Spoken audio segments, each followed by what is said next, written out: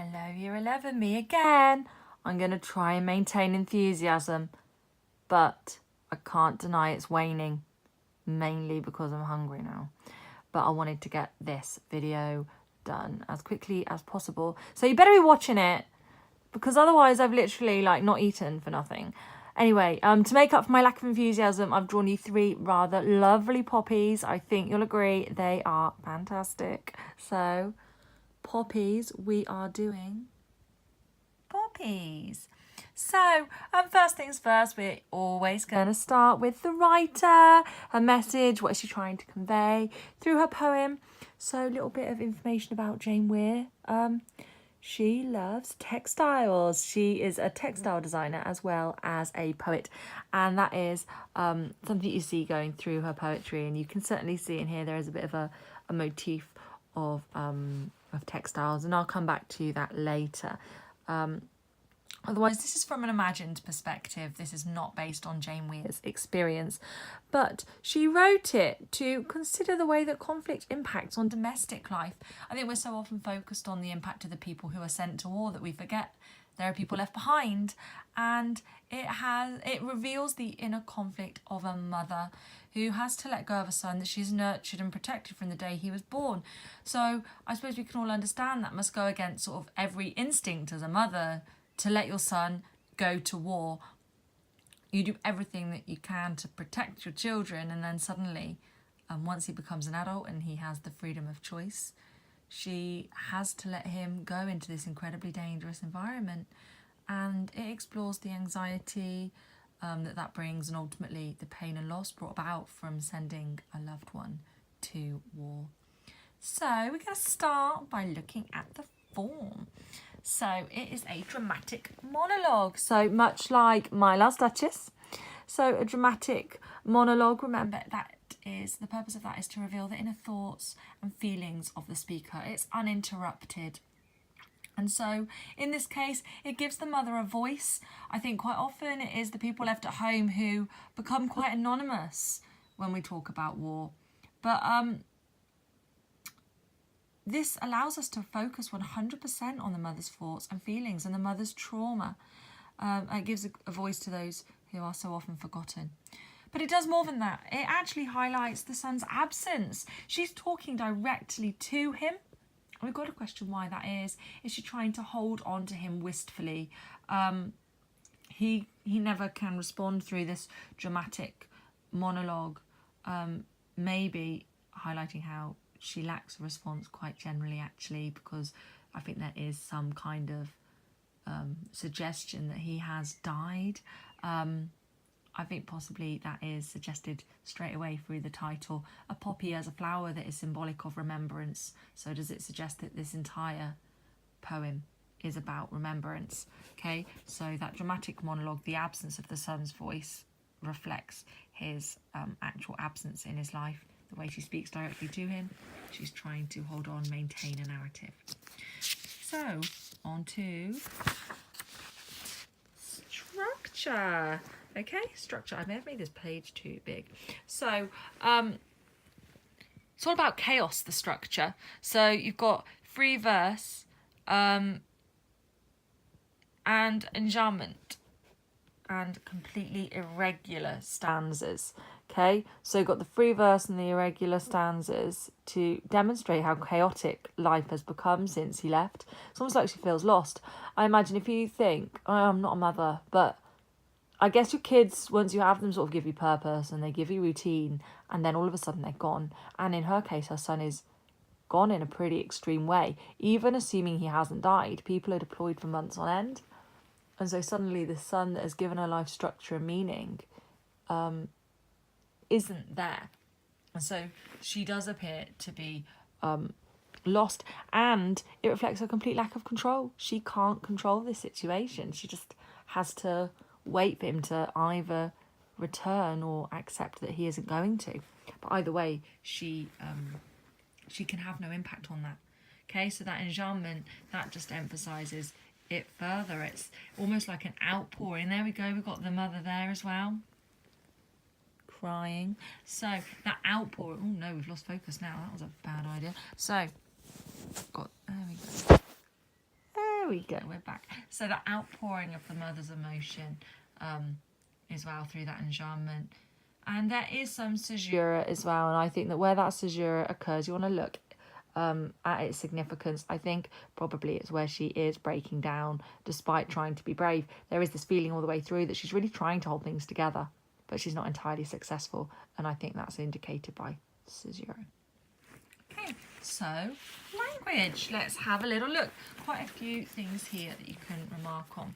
So I think something that goes throughout the poem is a blending between domestic language and language of conflict. You've got those two semantic fields that are interwoven together. So I've given some examples here. A blockade of yellow bias. So blockade, that military word. This relates to the yellow bias. This is about his blazer and where she places that poppy onto his blazer. Sellotape bandaged around my hand, so bandaged. We've got that word there that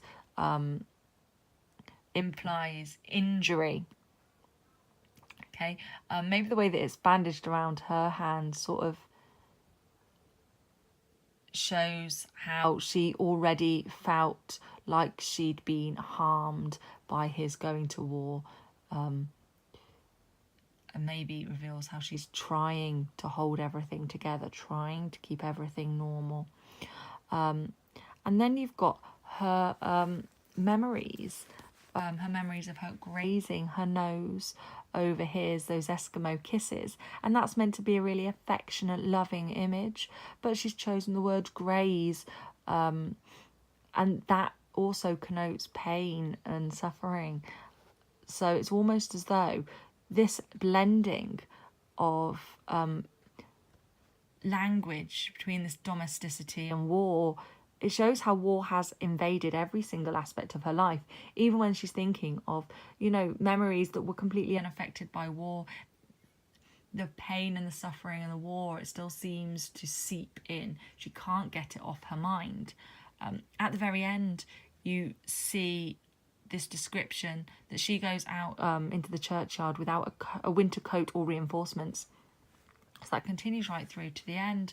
So reinforcements being the sort of word linked to conflict. And that, I think, is also to show how she has got no support, no protection at this moment. She is completely exposed. Okay, moving on. Alongside that language of general domesticity, you've got that textile link. You know, she often used the motif of textiles within her poetry, as I mentioned a little earlier. So I've tried to sort of track its development through. So we've got pinned, then turned to felt, tucks, darts and pleats, and an ornamental stitch finally on that war memorial.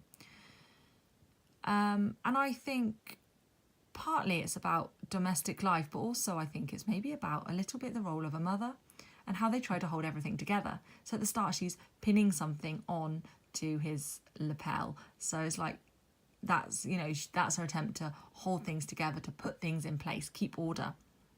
Her words then turn to felt. So felt is a material that is really easily controlled and manipulated. So it's almost like she is trying to control the things that she says because she knows she has to let go. It then develops, once he's gone or is going, to tucks, darts, pleats, which I think are about fixing things. They convey, all of them convey pain and sharp stabbing, which I think reflects probably her anxiety and that sort of feeling of sickness you get when you dread something or feel something bad is impending. But yeah, if we think about textiles, it's about fixing. And I think it is her urge to want to fix this situation that she can't. She's just got to let it happen. That all tucks, darts, pleats, they all bring something in, they bring it together. And that's probably what she wants, to bring her family back together to retain normality. And she can't do it. And then at the end, we've got that ornamental stitch on the war memorial. And I think if we think of an ornamental stitch, it's for display. But it really serves no purpose. It, you know, you don't gain anything from it other than having something sort of to look at. And that's almost what she's left with. She's left with nothing more than this, something to look at that is fixed and it's stuck. It's a stitch. It's stuck. It's not pinned, which is temporary. It's stitched into place, so she can't alter almost the fate of her son. A couple of other things I think worth maybe commenting. I was brave. That is an emotion we commonly associate with soldiers. So I think it's interesting, that first person perspective, her reminding you, I had to be brave too. I had to let go. And then look at the sun. So the sun saw the world overflowing like a treasure chest. So that is a simile, okay? And that is to show that he believed that what the world offered him was something of enormous value, that he'd gain prosperity by exploring the world, not necessarily monetary wealth, but a wealth of experience. But maybe his impression of what the world would hold was actually a little bit unrealistic, possibly because he was intoxicated by the idea. So intoxicated, that's another quote. So that intoxication suggests that his decision wasn't really measured or considered. Maybe it was a little bit impulsive. Somebody maybe put these ideas into his head and they started to control him a little bit. Certainly it seems lacking in control. The other two things I thought, the black thorns link to that graze my nose over his. So when he's a child, she has that ability, that physical closeness, but by the end he is putting a barrier in place. Okay, and she longs for that closeness, but she can't. Gone are the days where she can just reach out and touch her son. And finally, the last line is that she seeks to hear his playground voice catching on the wind. And I think that wind is a little bit of a metaphor for the sort of transience and elusiveness of youth. She wishes she could regain it, but she can't. Just like wind, you can't capture it. It is fleeting, and it's something you don't see disappearing ahead of you. Okay, so finally then, links that you would make. I think in terms of the poems that we're maybe probably prioritising, Kamikaze is the obvious one to go for. You've got there the impact of war on those left behind and the power of memory. Also think about Remains, the long-lasting impact of war. And Ozymandias, and a lot of you are using it as your base poem. I think this is quite a tricky link to make. Maybe it's the sort of fragility of man and of memory. Okay, thank you for watching. I hope you are doing lots and lots of revision. And I'll try and get one more video up by the end of the evening.